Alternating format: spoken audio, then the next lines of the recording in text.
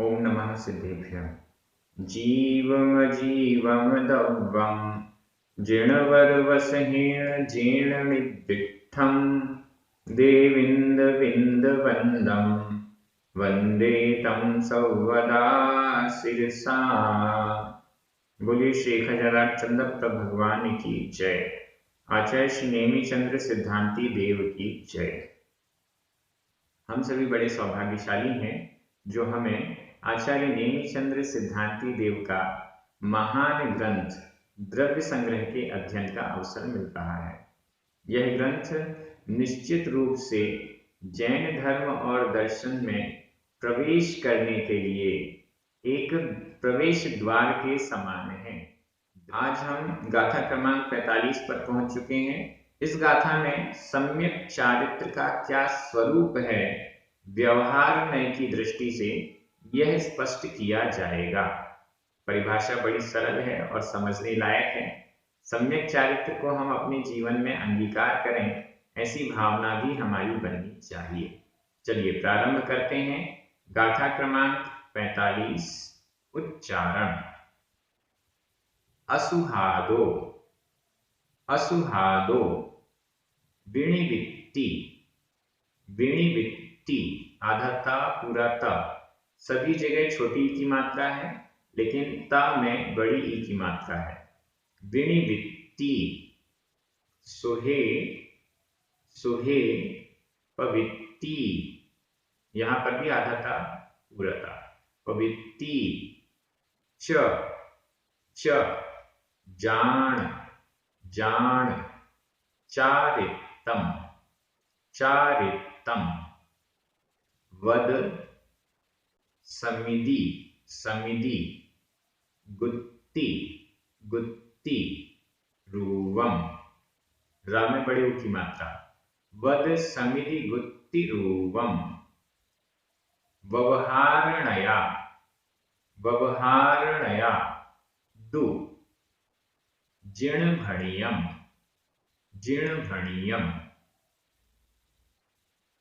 असुहादो विणिवित्ति, असुहादो विणिवित्ति, सुहे पवित्ति अजान चारित्तम, सुहे पवित्ति अजान चारित्तम, वद समिति गुत्ति रूवम, वद समिति गुत्ति रूवम।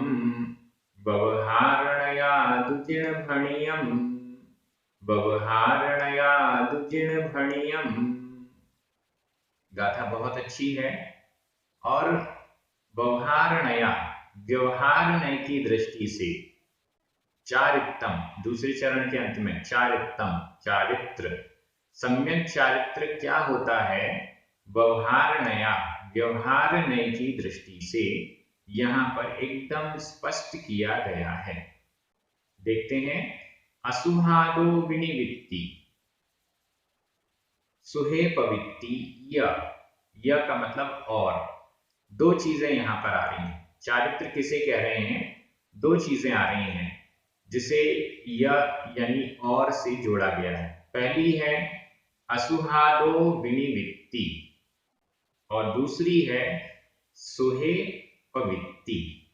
इन दोनों को चारित्तम, चारित्र, जान, जानो, इन दोनों को, इन दो कंडीशंस को चारित्र जानो, ऐसा कह रहे हैं। क्या है कंडीशन, असुहादो विणिवित्ति, ये पहली कंडीशन है। असुहादो, अशुभ, अशुभ, असुहादो अशुभ से, अशुभ से, विणिवित्ति, विनिवृत्ति, निवृत्ति, अशुभ से निवृत्त होना, अशुभ उपयोग से छूट जाना, अशुभोपयोग से छूट जाना, अशुभोपयोग से निवृत्त हो जाना। जितनी भी अशुभ क्रियाएं हैं, मन की, वचन की, काय की, जितने भी अशुभ अभिप्राय हैं, जितनी भी जो भी चीजें अशुभ कही जाती हैं, उससे निवृत्त हो जाना, निवृत्त हो जाना यानी छूट जाना, ये पहली कंडीशन है। अशुभोपयोग, अशुभोपयोग की चर्चा अन्य ग्रंथों में है। द्रव्य संग्रह में अशुभोपयोग या शुभोपयोग इसको व्याख्यायित नहीं किया गया, शुद्धोपयोग को भी नहीं व्याख्यायित किया गया, लेकिन अन्य ग्रंथों में अशुभोपयोग की चर्चा है। यहाँ पर अशुभादो विनिवृत्ति से अशुभोपयोग से छूटना, जिस जिस चीज को अशुभ माना जाता है, जिस जिस चीज को गलत माना जाता है, उन सब से विनिवृत्त होना, उन सब से छूटना। बात चल रही है सम्यक चारित्र की। सम्यक चारित्र, अगर नॉर्मल दृष्टि से हम चारित्र को कैरेक्टर कहते हैं, तो कैरेक्टर भी कब अच्छा होगा, सम्यक होगा, जब गलत आदतें हमारी नहीं होंगी। गलत आदत वाले को बैड कैरेक्टर या लूज कैरेक्टर बोलते हैं, ठीक है ना, गलत आदतें हैं यदि तो। अब जब हम मोक्ष मार्ग की बात कर रहे हैं, मोक्ष मार्ग में सम्यक चारित्र क्या है, तो वहां एकदम स्पष्ट किया जा रहा है, मोक्ष मार्ग का सम्यक चारित्र ऐसा होता है जिसमें पहली कंडीशन है, जितने भी अशुभ हैं उन सब से विनिवृत्त हो जाना, छूट जाना। कोई भी अशुभ कार्य नहीं होना चाहिए। 5 पाप उनसे छूट जाना, सप्त व्यसन उनसे छूट जाना, अन्य आलस्य आदि और भी जो जो अशुभ माने जाते हैं जिससे पाप कर्म का बंध होता है, उन सब से विनिवृत्त हो जाना, छूट जाना, ये पहली कंडीशन। दूसरी कंडीशन, सुहे पवित्ति। सुहे शुभ में, पवित्ति प्रवृत्ति, कितना सरल है। असुहादो विनिवृत्ति, अशुभ से विनिवृत्त हो जाना, अशुभ से छूट जाना। सुहे पवित्ति, शुभ में प्रवृत्ति करना, शुभोपयोग में प्रवृत्ति करना। 5 पापों से छूट जाना और 5 पापों से छूटने रूप, 5 पापों के त्याग रूप व्रत आदि, नीचे लिखा हुआ है तीसरे चरण में, व्रत आदि रूप जो शुभ है उसमें प्रवृत्ति करना। शुभ में, पुण्य में या प्रशस्त में पवित्ति प्रवृत्ति, इसको या यानी और जान, जानो, चारित्रम, चारित्र, इसको चारित्र जानो, जान। यह विधि एवं आज्ञा काल मध्यम पुरुष एक वचन का क्रिया रूप। जान, जानो, तुम जानो, किसको जानो, चारित्रम, चारित्र को जानो, ऐसा चारित्र होता है, यह जानो, ठीक है ना। कैसा होता है चारित्र, 2 कंडीशंस के साथ होता है, अशुभ से तो निवृत्त होना और शुभ में प्रवृत्त होना, यह चारित्र है, ऐसा तुम जानो। ये एकदम क्लियर हो गया इसका अर्थ, अशुभ से छूटना और शुभ में लगना। इससे सरल परिभाषा व्यवहार सम्यक चारित्र की कहीं और पढ़ने में नहीं आती। सबसे सरल है, जितनी भी चीजें अशुभ हैं, जितनी भी चीजें गलत हैं, उनसे छूटना और जो अच्छी हैं उसमें प्रवृत्त होना। मोक्ष मार्ग की दृष्टि से सबसे अच्छा है मुनि बन जाना, 5 महाव्रतों को धारण करना, 5 समितियों को धारण करना। नीचे आ रहा है वद, समिति, गुत्ति, रूपम। ये चारित्र कैसा है, वद, वद व्रत, वद का अर्थ है व्रत, समिति, समिति, समिति का अर्थ है समिति, और गुत्ति, गुत्ति का अर्थ है गुप्ति, रूपम रूप। ये चारित्र कैसा है, हर शुभ कार्य को हम चारित्र नहीं कहेंगे, कुछ ऐसे कार्य होते हैं जो शुभ तो हैं लेकिन वो चारित्र की कोटि में नहीं है, क्योंकि चारित्र जब पूर्ण रूप से अशुभ से छूट गए और शुभ में प्रवृत्त हो गए तो वो चारित्र है। अशुभ से छूटे बिना, या यूं कहें अशुभ से पूर्ण रूप से छूटे बिना और शुभ में किंचित किंचित थोड़ा थोड़ा शुभ में लगे हैं जो, वो सम्यक चारित्र नहीं, वो एक देश चारित्र हो सकता है। वो एक देश चारित्र के पहले की कंडीशन हो सकती है, लेकिन यहां सम्यक चारित्र वो है जो कि व्रत, समिति और गुप्ती रूप होता है। इसलिए यहां कह दिया वद समिति गुप्ति रूपम, व्रत, समिति और गुप्ति रूप जो होता है वह व्यवहारणया, व्यवहार नय की दृष्टि से, व्यवहार नय की दृष्टि से चारित्रम, चारित्र जान, जानो, उसको व्यवहार नय की दृष्टि से चारित्र जानो, ऐसा कौन कहता है? जिण भणियम, जिण जिनेन्द्र भगवान के द्वारा भणियम कहा हुआ, जिनेन्द्र भगवान के द्वारा कहा हुआ चारित्र, व्यवहारणया, व्यवहार से चारित्र जान, जानो। जिण भणियम, इसको भी चारित्र का विशेषण बना दिया गया है।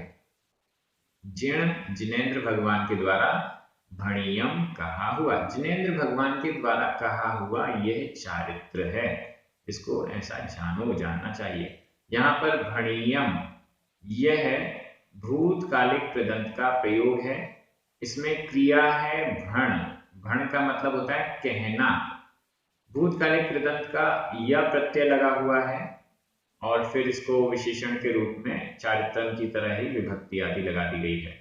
तो भणियम कहा हुआ, जिन भणियम ये समासित पद हो गया, जिनेन्द्र भगवान के द्वारा भणियम कहा हुआ, ये तृतीया तत्पुरुष समास है, तृतीया तत्पुरुष समास, तृतीया विभक्ति का यहाँ पर लोप हुआ है। जिनेन्द्र भगवान के द्वारा कहा हुआ यह चारित्र है। चारित्र, व्यवहार चारित्र, व्यवहार चारित्र को भी जिनेन्द्र भगवान के द्वारा कहा गया है। कई लोग जो व्यवहार को झूठा कहते हैं, कई लोग जो व्यवहार को झूठा कहते हैं, असत्य कहते हैं, ग्रहण करने योग्य नहीं मानते हैं, उनको जिण भणियम यह शब्द अवश्य देखना चाहिए। जिण भणियम, जिनेन्द्र भगवान के द्वारा यह सम्यक चारित्र का स्वरूप कहा गया है। अब जिनेन्द्र भगवान तो फालतू की बातें करते नहीं, जिनेन्द्र भगवान तो गलत बोलते नहीं हैं, जिनेन्द्र भगवान तो असत्य बोलते नहीं हैं, तो इसका मतलब स्पष्ट है, व्यवहार नय की दृष्टि से जो सम्यक चारित्र का स्वरूप बताया गया है वह भी जिनेन्द्र भगवान के द्वारा कहा हुआ है, परम प्रामाणिक है। अप्रामाणिक या ग्रहण ना करने योग्य ऐसा हम नहीं कह सकते, व्यवहार नय को भी हम गलत नहीं कह सकते, ये बात यहाँ पर स्पष्ट हो रही है। बहुत सारी बातें यहाँ पर आपको स्पष्ट हो रही हैं। सबसे बड़ी बात चारित्र की परिभाषा, दूसरा चारित्र का स्वरूप और तीसरा चारित्र की प्रामाणिकता, ये तीन बातें इस गाथा से क्लियर हो रही हैं। चारित्र का स्वरूप, अशुभ से निवृत्ति और शुभ में प्रवृत्ति, ये तो हो गया सम्यक चारित्र का स्वरूप। सम्यक चारित्र की परिभाषा, सम्यक चारित्र का स्वरूप क्या है? वद समिति गुप्ति रूपम, व्रत समिति और गुप्ति रूप, और तीसरे नंबर पर व्रत की प्रामाणिकता, वो निकल रही है जिण भणियम शब्द से, जिनेन्द्र भगवान के द्वारा कहा हुआ एकदम प्रामाणिक है, असली चारित्र यही है। कुछ लोग हैं हाथ ऊपर किए हुए खड़े हैं, उनके अनुसार ये उनका तप है, चारित्र है। कुछ हैं आसपास अग्नि लगाकर बैठ जाते हैं, जटाएं बड़ी करके बैठ जाते हैं, जंगल में कुछ भी वल्कल वस्त्र पहनकर बैठ जाते हैं, अन्य अन्य अन्य तरीकों से वो अपने आप को तपस्वी मानने लग जाते हैं। यह चारित्र नहीं है। सही चारित्र क्या है? वद समिति रूपम, यही सही सम्यक चारित्र है। इनका स्वरूप भी हम देखते हैं।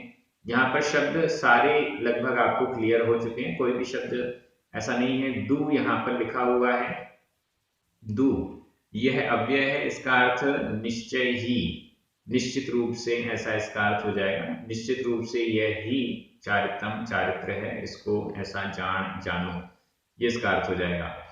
अब व्रत क्या होते हैं, समिति क्या होती है और गुप्ति क्या होती है।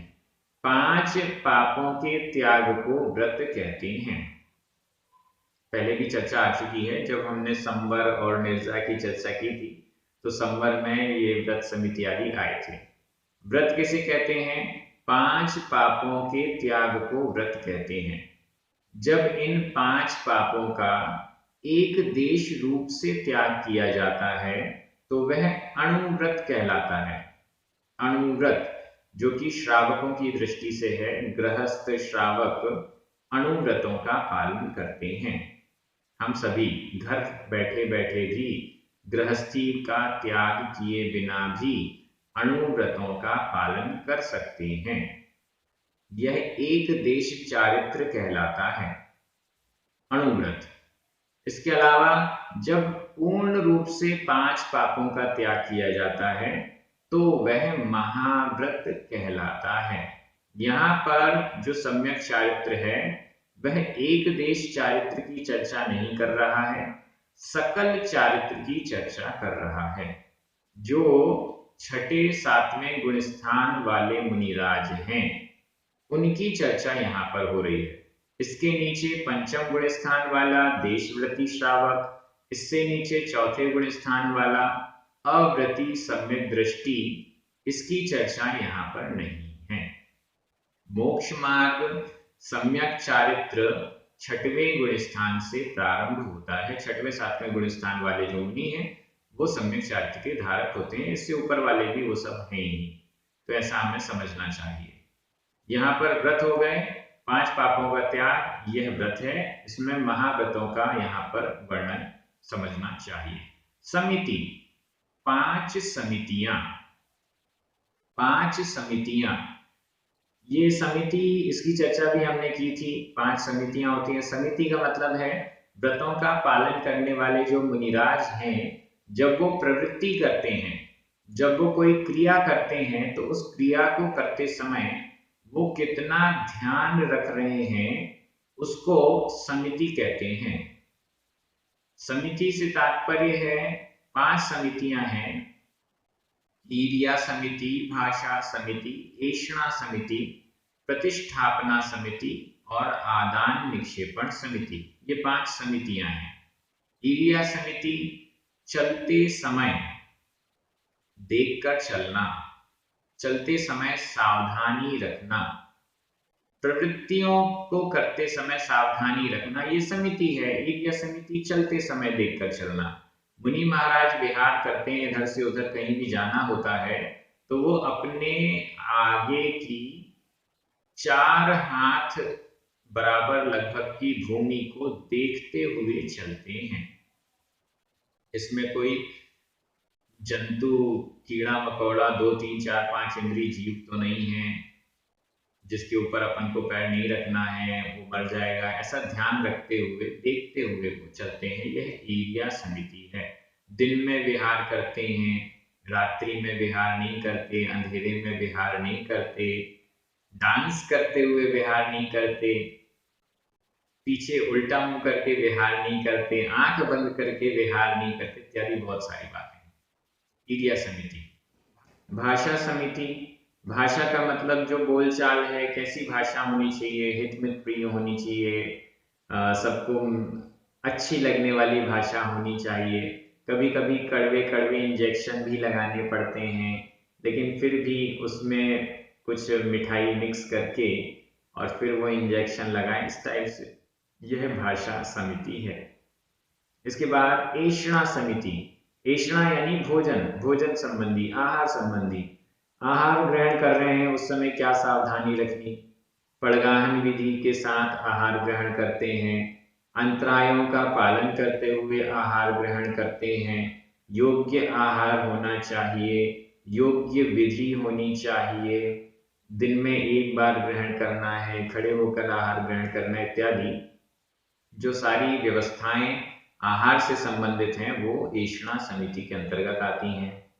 प्रतिष्ठापना समिति मल मूत्र आदि का जो विसर्जन करना होता है उस समय भी सावधानी रखना, प्रासुक भूमि पर ही मलमूत्र का विसर्जन करना, उत्सव से किसी जीव जंतु को प्रॉब्लम नहीं हो यह ध्यान रखना, निर्जन स्थान में मलमूत्र आदि विसर्जन करना इत्यादि। इसके बाद है आदान निक्षेपण समिति। आदान निक्षेपण, आदान यानी उठाना, निक्षेपण यानी रखना। कोई भी वस्तु उठाते या रखते समय ध्यान रखना, परिमार्जन करना, कोई जीव वहां हो उसे अलग कर देना, मतलब उस स्थान पर अगर कोई जीव है तो उसके ऊपर कोई वस्तु नहीं रख देना, ये सब ध्यान रखने के लिए उनके हाथ में मुनि महाराजों के पास पीछी होती है। उस पीछी के द्वारा वो पहले परिमार्जन करते हैं, इसके बाद कोई वस्तु उठाते या रखते हैं, इतना ध्यान रखते हैं। तो ये 5 समितियां हुई, मतलब प्रवृत्ति करते समय जो सावधानी है उसे समिति कहते हैं। और गुप्ति, गुप्ति का मतलब है 3 गुप्तियां होती हैं, मनोगुप्ति, वचन गुप्ति और काय गुप्ति। गुप्ति का मतलब है मन, वचन और काय को नियंत्रित करना, मन को इधर उधर भागने नहीं देना, वचन की प्रवृत्ति फालतू की वचन प्रवृत्ति नहीं, अनर्गल बोलना नहीं, कुछ भी बोलना नहीं, मौन रहना, और शरीर की प्रवृत्ति, शरीर को भी व्यर्थ में इधर उधर नहीं करना, व्यर्थ में खुजा रहे हैं, व्यर्थ में पत्तियां तोड़ रहे हैं, कुछ भी ऐसा नहीं करना, यह गुप्ति कहलाती है। मनोगुप्ति, वचन गुप्ति और काय गुप्ति, इन 3 गुप्तियों, ये 3 व्रत, समिति और गुप्ति, ये चारित्र, सम्यक चारित्र का स्वरूप है और व्यवहार या व्यवहार की दृष्टि से ये ऐसा है। इस प्रकार से इस गाथा में सारी चीजें आपको सामने आ गई हैं। हम भी ये कोशिश करें, हमारे अंदर भी यह भावना होनी चाहिए कि हम जितना हो सके उतना अशुभ से निवृत्त हों, अशुभ से छूटें। गृहस्थ अवस्था है, इस गृहस्थ अवस्था में हम त्रस्त जीवों का हिंसा से बचने का प्रयास कर सकते हैं। स्थावर जीवों की हिंसा से बचने का पुरुषार्थ कर पाना हमारे लिए कठिन हो जाता है या संभव नहीं रहता है। एक गृहस्थ है, उसे खेती भी करनी पड़ेगी, उसे दुकान भी चलानी पड़ेगी, उसको परिवार के पालन पोषण के लिए भी ध्यान रखना पड़ेगा। अगर युद्ध होता है तो युद्ध में भी जाना पड़ेगा, देश की रक्षा के लिए, धर्म की रक्षा के लिए, अपने देवशास्त्र गुरु की रक्षा के लिए, ये सब उसे करना पड़ेगा। तो इस दृष्टि से वह एक देश रूप से अशुभ की प्रवृत्ति से छूट सकता है, एक देश रूप से 5 पापों का त्याग कर सकता है। ऐसा हमें मन में भावना हमेशा रखनी चाहिए कि हम भी मुनि बने।